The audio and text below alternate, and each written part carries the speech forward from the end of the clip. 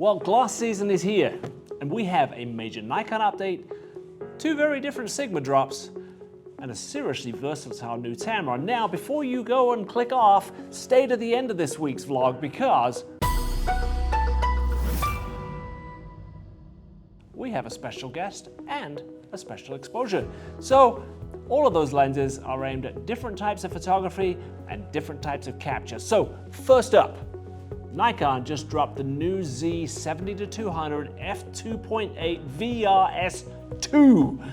This has been a lens that people have been waiting for. This is Nikon refining one of the most important lenses in any pro kit. Fast, constant f2.8 aperture, incredible compression, sharp edges from edge to edge, and that second generation polishing, autofocus and stabilization.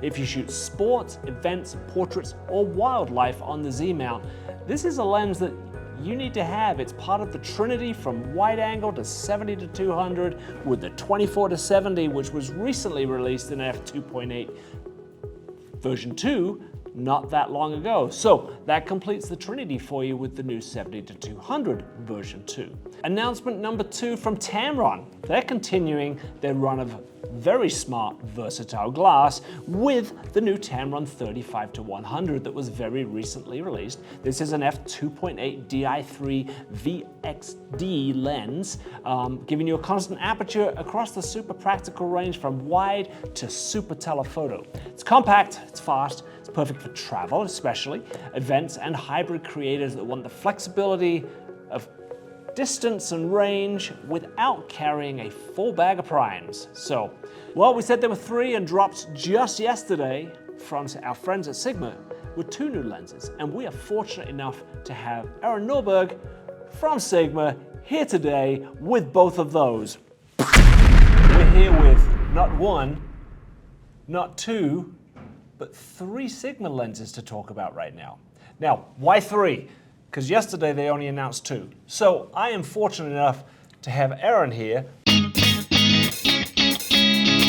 from Sigma. Correct me if I'm wrong, because memory's not always great. It's been a busy week. We had yes, it has. We had a 35 1.4 and we had a 15 millimeter.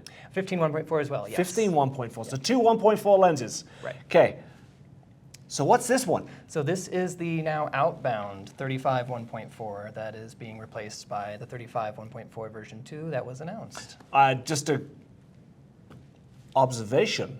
Size? It's about a 14% reduction in size. Wow. Might not seem like a ton, but it's also about 20% lighter, which you Yeah, can absolutely feel. I was picking these up earlier. There's a considerable weight difference between these.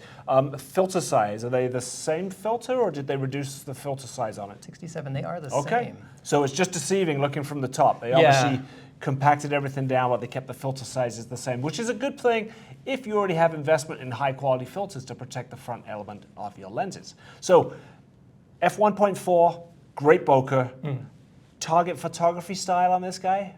The 35 is kind of a great general purpose all-around lens. It can really be used for just about anything.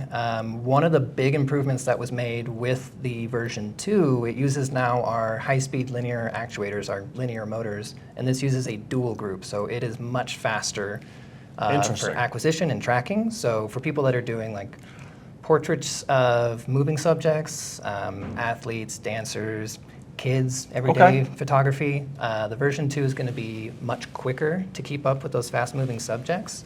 The version 1 used the stepping motors, which were our first autofocus motors that we used with the mirrorless designs, and we still use them. They're more compact, so like the 15 1.4, it's a much smaller lens, uses a stepping motor, but the high-speed linear actuators can make especially big transitions much more quickly, and the extra torque that those motors can deliver allowed us to use a larger group of elements for better close focus performance as well. So, what is the close focus distance? Do you know off the top of your Not head? off the top of my I know head, you've only had this lens for a day yourself, Right, yeah, so I we know you haven't just really came got in. all of it memorized.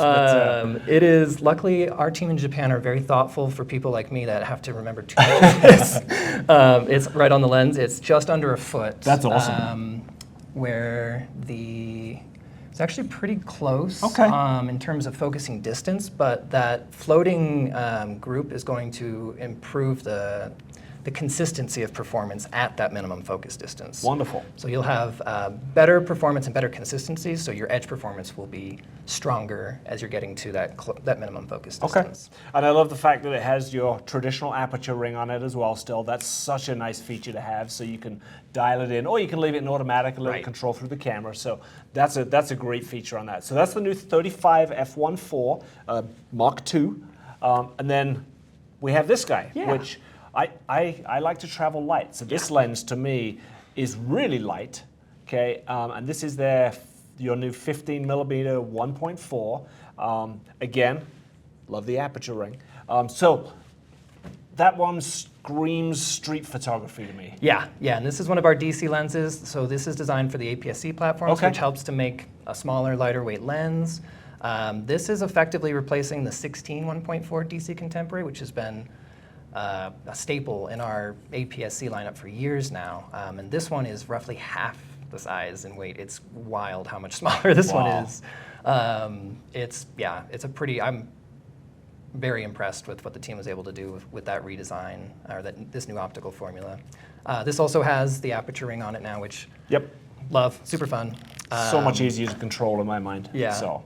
And this also adds full weather sealing, which the 16 did not have. Oh, interesting. Which, depending on where you're at, I know around here in Oregon, where I'm at, that's a big benefit to us. We don't get weather in Colorado. Right. We just have sun. Sun and wind. Sun and wind. That's it. Nothing else. So we didn't touch. So the 35 Sony FE full frame mount, correct? Yes. The new 15-1.4 is available for APS-C and 3 mounts. So the DG lenses are going to be available for Sony E mount and Leica L mount. Okay. And then the APS-C, the DC lenses, these are going to be Sony E mount, Canon RF mount, and Fuji XF mount. Oh, fantastic. So three mounts to choose from on that one. Got 2 beautiful new pieces of glass here. We are hoping to have these in store. When are they going to be available? They are going to be shipping, I believe, mid-April. Mid-April. Aaron, thank you. Of course. I appreciate you coming in today. Yeah, thanks for having us. It's great to chat about these new lenses. These new releases are exciting. Stop in at Mike's Camera anytime. We can happily put a deposit down or just take your name on an interest list. Thanks for joining us. And Aaron, thanks for joining us as well. Yeah, thanks for having us. Which one are you the most curious about? Leave your comments below. Don't forget to like, subscribe, and share your feedback. Mike out.